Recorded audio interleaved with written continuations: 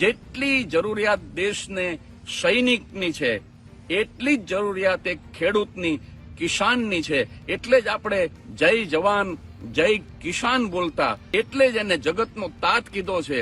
કારણ કે એ દાણા ઉગાડે છે તો આપણે સાહેબ પેટ ભરીને જમી શકીએ છીએ. આપણે વેચાતું લઈએ છીએ એમ ન કહેતા, કારણ કે સાહેબ આપણી તાકાત નથી કે આપણે ખેતી કરી અને દાણા ઉગાડી શકીએ. જગતનો તાત હવે તૂટી ગયો છે હાવ.